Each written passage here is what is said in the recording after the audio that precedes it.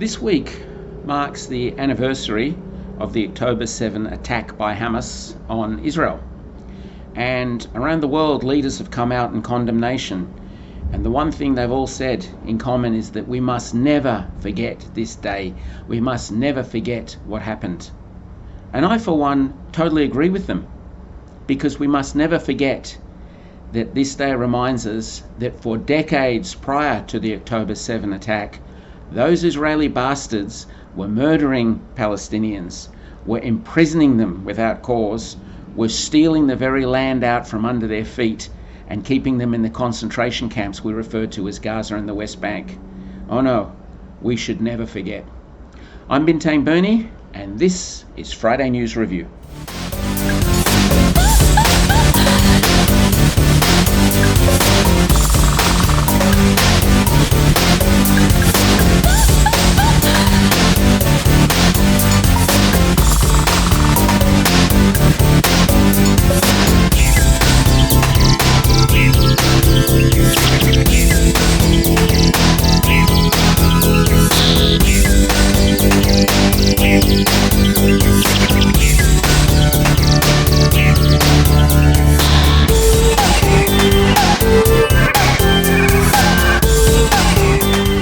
So, welcome to Friday News Review for the 10th of October.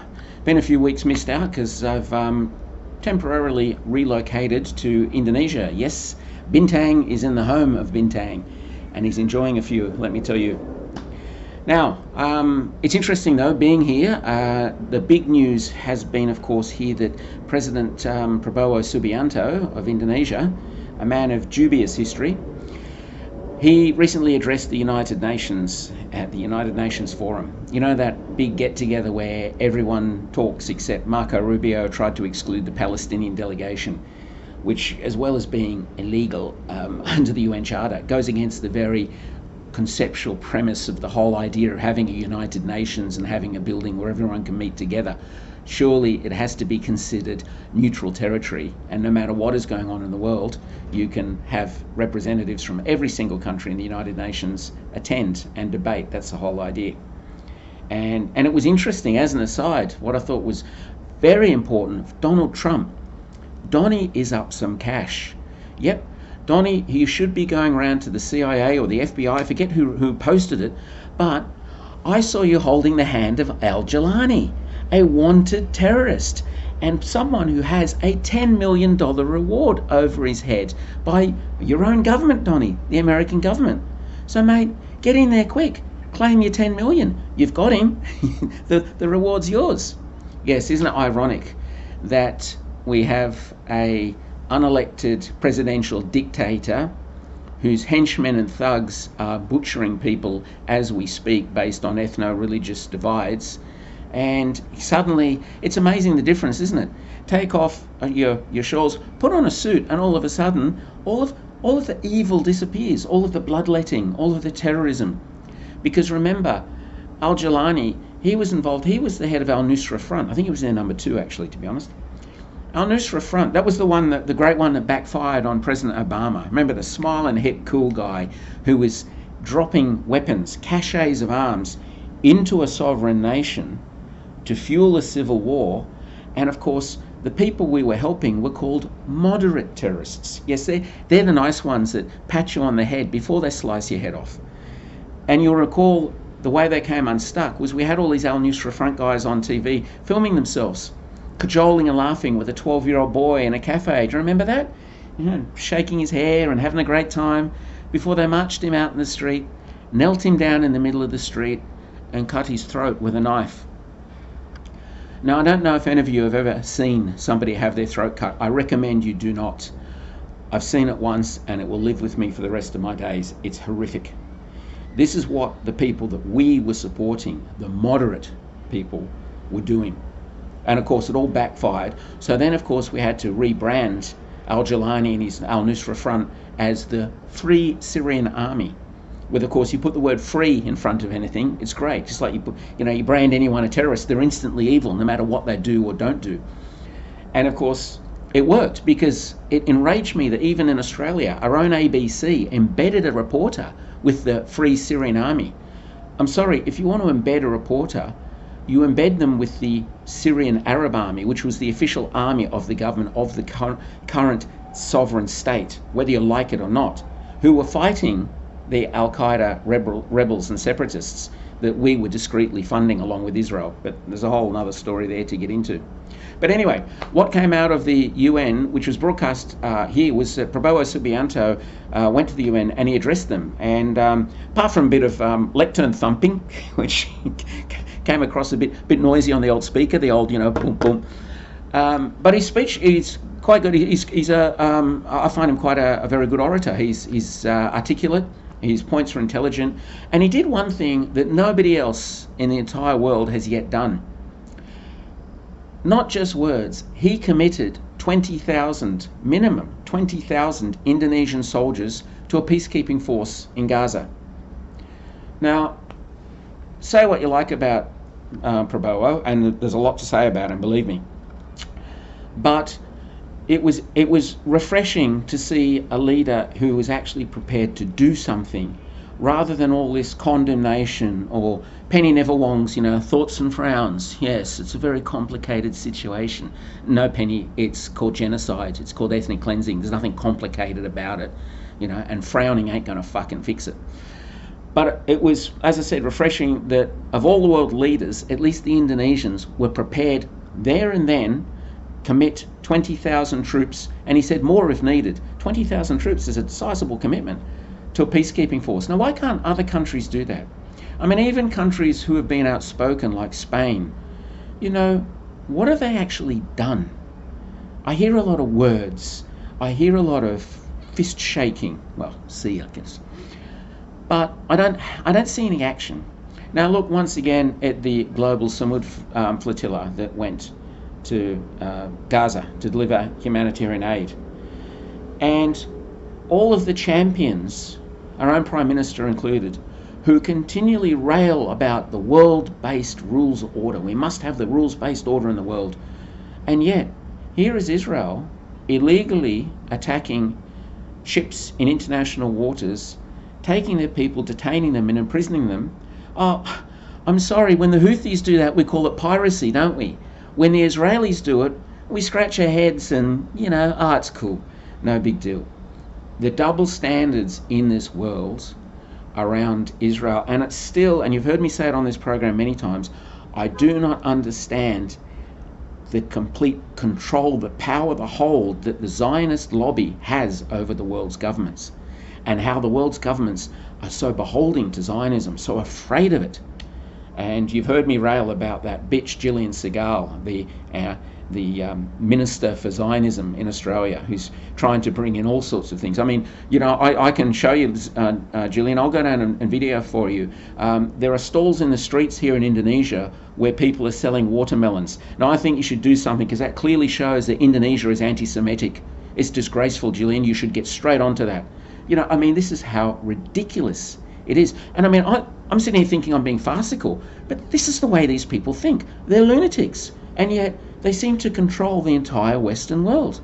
The Brits, us, the American, when we know they bought out the American Senate and the American Congress, everyone is beholden to Israel. And yet there is one problem in the Middle East, and one problem alone. And there has always only ever been one problem. And it started in 1948 with Israel. Okay, the planning started, of course, in the 1890s. Before that, with Herzog, okay, and with Ben-Gurion and his letters written in 1915. And it's interesting how the Zionists were looking to acquire a homeland in Argentina, South Africa, or Palestine. Must be really important to you that Palestine is promised to you, mate, when you were considering two other options. Shows you what a sham the whole thing is. Anyway, don't keep me ranting on about Zionism, because what the world has done is one of the most disgusting, egregious things. I thought I would never live through a period where ethnic cleansing was happening again. And as I've said many times, once again on this show, the parallels between Nazism and Zionism are frightening.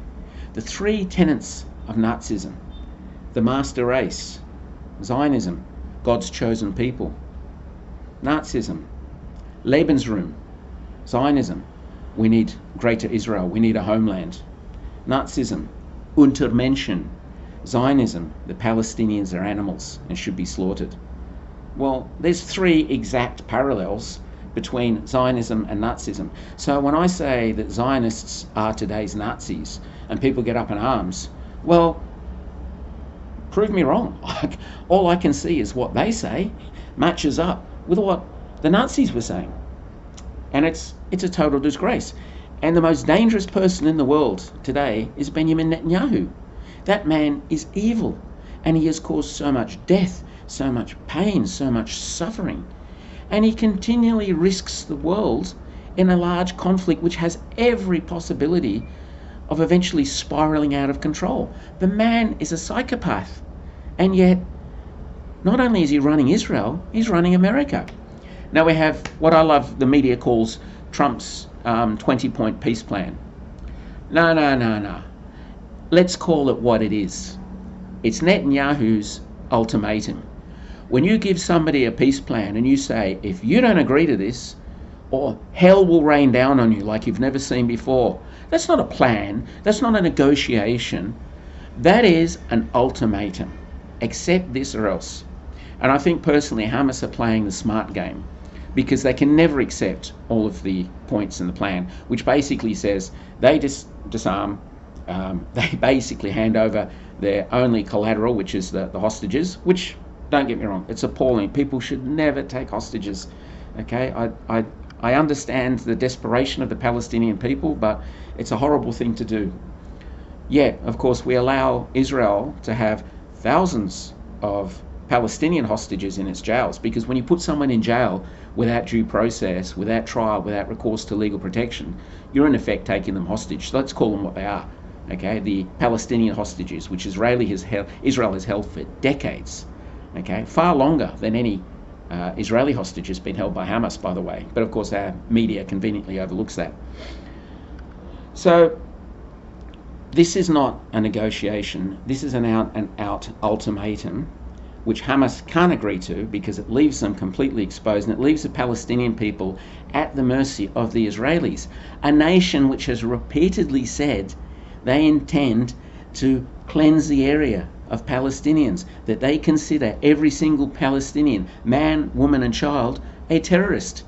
How can the world expect anyone to entrust the security to a bunch of what really are religious fundamentalist fanatics, genocidal fanatics? That's what the Israelis are. It's a sick, twisted society. Now, the Hamas, who incidentally, counting the European as one voting bloc, which it did vote on its own, only 6 nations in the world declare Hamas a terrorist organization. Isn't that funny? There's only 6 nations. And of course America, Israel, and of course we signed up straight away, didn't we? UK.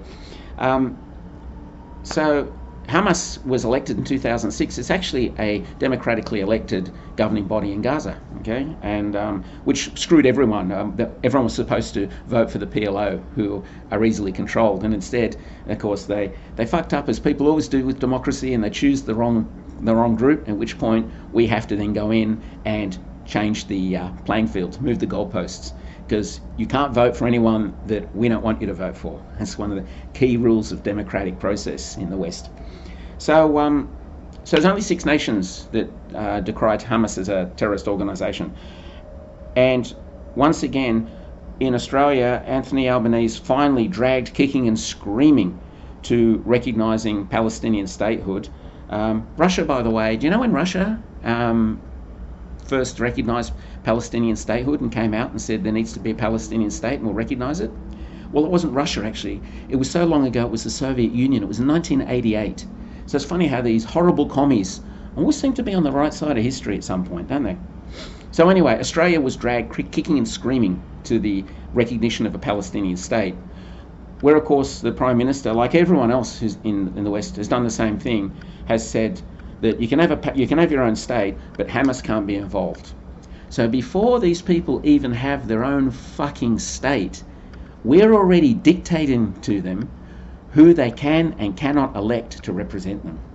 Western democracy at its finest. It's a disgrace. And meanwhile, the killing continues, Trump, says to Israel to stop bombing. They're still bombing people. They're still killing. It's deflected what's going on in the West Bank. It's horrific what's happening in the West Bank.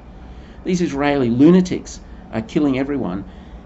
The bottom line is there will never be a Palestinian state as long as there is an Israeli state, because Israel will never allow it. And Israel will block every effort for a Palestinian state to exist.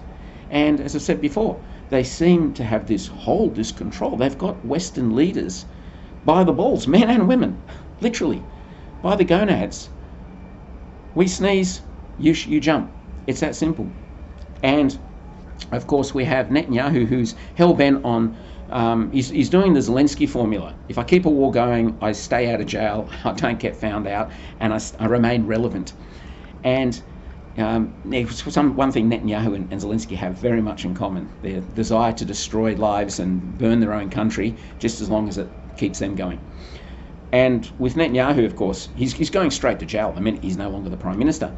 But in order to postpone that, he's hell-bent, and always has been hell-bent, as I showed on this program a couple of episodes ago, where decades ago he was talking about we have to go and bomb Iran. And we know, one of my episodes is devoted to the fact that Iran is on the verge of acquiring nuclear weapons again. And yet there is no evidence that Iran has ever attempted to acquire nuclear weapons, and yet they're cast as the bad guys. And of course the balance of power has shifted, because Iran, contrary to the dumb, populist belief, the Pauline Hanserites, Iran is a modern, sophisticated country with high levels of education. I quoted, it slips from my mind now, but the number of Iranian graduates who are women, it's horrifically high.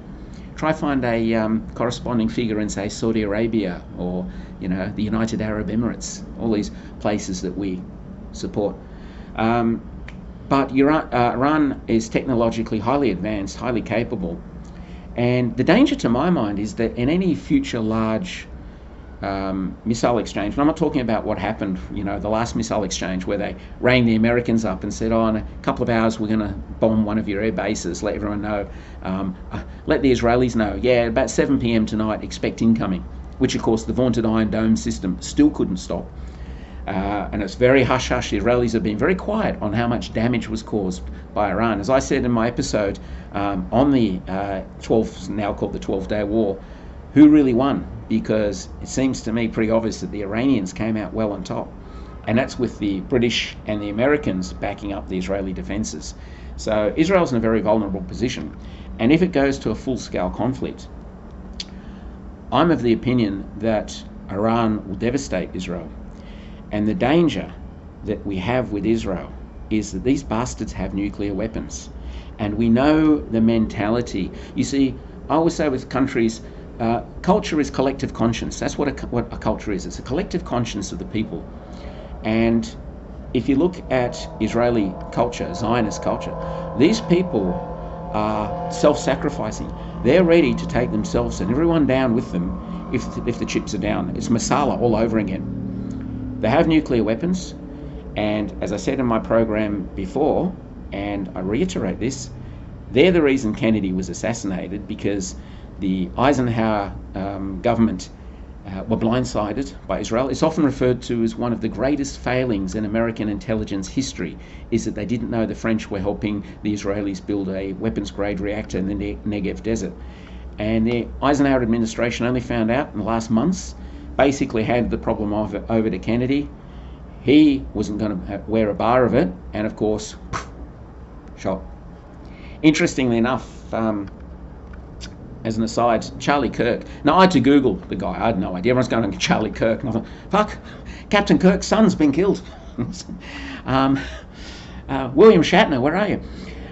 I had to Google a guy. I'd never heard of him. Some little right-wing nasty fanaticist, a Pauline Hanserite kind of bloke.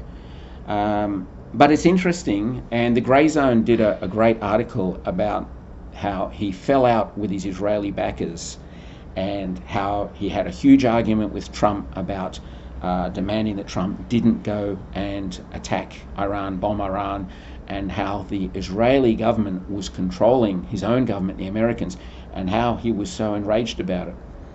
And so I don't have the facts. I can't prove that the Mossad topped Kennedy. But it is interesting that anyone who suddenly stands up against Israel or turns their back on Israel seems to suddenly cop a bullet. I think there's something in that for everyone, don't you? Anyway, so my concern is that if there is a large, full-scale war in the Middle East, Israel's probably going to get smashed by Iran. Israel has no hope of invading Iran. That's why they keep trying to drag America in to these attacks. And if Israel is going down, those bastards are going to take us all down with it. The number one priority in the world today, forget Ukraine and Russia and all that, dangerous issues. It's more Europe is the danger. NATO is the danger there. The number one priority should be to disarm Israel, or to divest it of its nuclear weapons. That's where you should be having weapons inspectors going in, not Iran, not Russia, not North Korea. Okay, these are people who aren't likely to ever use these things. You need to have weapons inspectors going through the Negev desert, through Israeli stockpiles, and removing all of their weapons. Now, just quickly in finishing, I don't want to ramble on too much and give everyone's ears a rest. A few sighs of relief in the audience. Closer to home, we've had Handy Andy. Andrew Hastie has shown his military steadfast loyalty yet again, and he's resigned from the front bench of the Liberal Party. The Liberal Nationals, this is why I hate conservatives. And people ask me why I despise them so much. Because they live in the past. They are never looking to the future. Now, these people are going on about net zero, and I've heard them talking about how there was this post online about how you can't have industry running on net zero. That was David Little to be proud of by name and nature's argument. Industry can't run on renewables. Why not? It does in other countries, mate. It's not an issue. The factory doesn't actually care where the electricity comes from. It just needs electricity. And they're still going on about nuclear power. Now, a mate of mine about 4 or 5 years ago, probably more recently, about 3 years ago, he asked me about nuclear power, and he said, Bintang, what's your view on Australia? This issue, which of course, Peter Dumpton was on about getting nuclear reactors and small modular nuclear reactors. I said, well, for a start, nuclear in its current form is 1930s technology. It's when it was developed. This is ancient history. I mean, we now have a fusion reactor being built. The Americans are building it. The Chinese are on the verge of cracking it. It was initially said that it would take 30 years to crack fusion power, which 30 years is nothing in the scheme of things. Now they're saying it could be 10 to 15 years. And fusion power gives you limitless energy, without the side effects. I mean, I love the way all these nutters go on about how nuclear, it's clean, it's safe, except they overlook the fact that as a side effect, a byproduct of it is that it produces the most toxic substance known to humankind. We always leave that bit out. Fusion doesn't.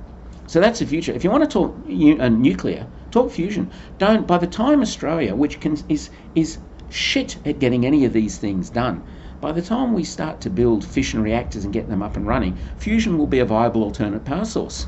And we'll have spent all this time and money building something which is obsolete, and which incidentally leaves us with a huge chunk of poisoned earth, which we can't go to for a millennia.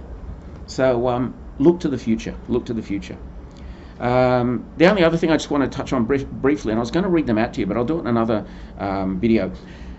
Europe is full of people like Merz and the bitch from Berlin, von der Leyen, Kaja Kallas, the woman who made blonde jokes a reality, who keep talking openly about preparing for war with Russia. I'm aghast. What the fuck is wrong with Europe? The European people should be marching down the street. They should be doing a Trumpian assault. I mean, I'm not one for wearing helmets and smashing down state seats of government. Although if you're going to do it, wear a Viking helmet with horns, I've got to say. But the Europeans are living in a world where their leaders are openly talking and planning for war with Russia. Russia, which has absolutely no plans at all to attack Europe. I mean, we finally, the idiots finally had to give up on the Putin wants to rebuild the Soviet Union theory from all these people who, it's amazing. I used to say to them, that's what Putin wants. Really? When did you talk to him? I wish I had the opportunity to talk to Vladimir Putin. I'd love to talk to the man. find out how he thinks and discuss with him. Oh no, I never met him, but he's gonna, he's gonna invade Europe. He wants the Soviet Union again. Knows all about him, but never met the man. So, in closing, I just want to say, it's extremely, extremely alarming, the warmongering that's going on in Europe, and none of it, I repeat, none of it is coming out of Russia. It is all coming out of the European Union. And it's only people like Orban and Fico who are standing up and saying, no, we're not going to go to war with Russia. We're not going to get involved in a potentially nuclear third world war. And yet these other lunatics are baying for it. Macron ages ago was talking about putting troops into Ukraine. And the thing you've got to understand is that that's how wars start. Because then Russian troops kill French troops. Then the French people, rightly so, get pissed off that their sons and daughters are dying and demand the government takes action. And it escalates. And just remember, this issue with the Tomahawk missiles is not the issue of the missile itself. Because the Russians will end up shooting them down anyway, like they did with HIMARS, like they did with Storm Shadow and Scalp. They'll adapt their defences. The issue is that these things use navigation systems which require satellite input. In other words, they require the input of countries like America and the United Kingdom. Ukraine doesn't have a military satellite network. It can't target these things. The thing can fly 2,000 kilometres, but unless you tell it what to hit when it gets there, it's pointless. And the only way you can do that is with spy technology, satellite tracking. So the issue with the Tomahawk missiles is not the weapon itself, it's the fact that, as the Russians have said, once again, the Ruskies don't speak with hyperbole, they just speak in cold, clear terms. If you listen to what they say, not what's reported they say, if you listen to their actual talk, their speeches, which I do, they've said quite simply, this then involves the United States militarily directly against the Soviet Union, there we go, geez, I'm being conservative, against Russia. So that is a precursor to a third world war. Think about that. Anyway, folks, this is Bintang Bernie in the home of Bintang. I'm going to go and have a cold Bintang because I don't know if you can see, but it's mighty hot and there's thunder rumbling. I think we're about to get another one of those huge tropical storms. Wishing you all the best. And remember, as Bintang always says, there are two kinds of people in the world. Please, please avoid them both.